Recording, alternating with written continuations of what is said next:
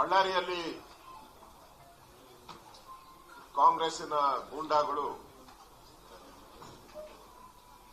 ಶಾಸಕರಾದಂಥ ಮಾಜಿ ಸಚಿವರಾದಂಥ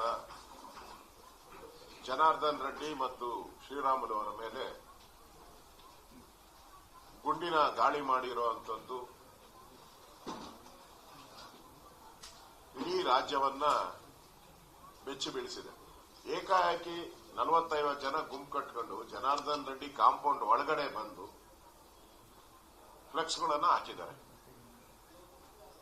ಅದಾದ್ಮೇಲೆ ಜನಾರ್ದನ್ ರೆಡ್ಡಿ ಮನೆಯವರು ಕಂಪ್ಲೇಂಟ್ ಕೊಟ್ಟಿದ್ದಾರೆ. ಪೊಲೀಸರು ಬಂದು ಅದನ್ನ ತೆರವುಗೊಳಿಸಿದ್ದಾರೆ. ತೆರವುಗೊಳಿಸಿದ ಮೇಲೆ ಅಲ್ಲಿನ ಶಾಸಕ ಬೆಂಬಲಿಗರು ಸತೀಶ್ ರೆಡ್ಡಿ ಅವರು ಅವರ ಬೆಂಬಲಿಗರು ಮತ್ತೆ ಬಂದು ಅಲ್ಲಿ ರಸ್ತೆಯಲ್ಲಿ ಕಾಲ್ ಮೇಲೆ ಕಾಲ್ ಹಾಕೊಂಡು ಕೂತ್ಕೊಂಡು ಕಟ್ರಿ ಅಂತೇಳಿ ಬಲವಂತವಾಗಿ ಅವರ ಗೇಟನ್ನು ನುಗ್ಗಿ ಕಟ್ಟಿಸಿದ್ದಾರೆ. ಇದು ಅಲ್ಲಿ ಕಾರಣ ಘಟನೆ ನಡೆಯಕ್ಕೆ ಕಾರಣ. ಇದರಲ್ಲಿ ಜನಾರ್ದನ್ ರೆಡ್ಡಿ ಅವರ ತಪ್ಪೇನಿಲ್ಲ.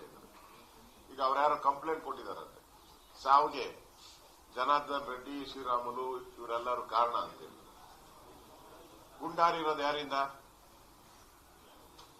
ಇದೇ ಸತೀಶ್ ರೆಡ್ಡಿ ಬೆಂಬಲಿಗರಿಂದ. ಅದರಲ್ಲಿ ಈಗಾಗಲೇ ಪೋಸ್ಟ್ ಮಾರ್ಟಮ್ ರಿಪೋರ್ಟ್ ಆಗಿದೆ. ಅವರೇ ಗುಂಡಾರಿಸಿ, ಕಾಂಗ್ರೆಸ್ ಅವರೇ ಗುಂಡಾರಿಸಿ, ಕಾಂಗ್ರೆಸ್ ಅವರೇ ಕೊಲೆ ಮಾಡಿ ಜನಾರ್ದನ್ ರೆಡ್ಡಿ ಮೇಲೆ ಹೇಳ್ತಾ ಇರ್ತಕ್ಕಂಥದ್ದು ಅಕ್ಷಮ್ಯ ಅಪರಾಧ.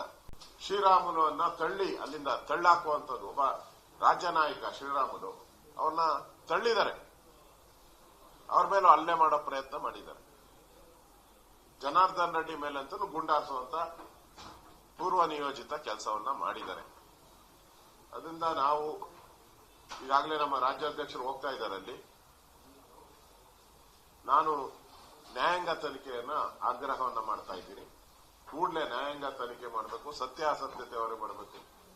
ಈ ಗೂಂಡಾ ರಾಜ್ಯ, ಕಾಂಗ್ರೆಸ್ಸಿನ ಈ ಗೂಂಡಾ ರಾಜ್ಯ ನಿಲ್ಲಬೇಕು.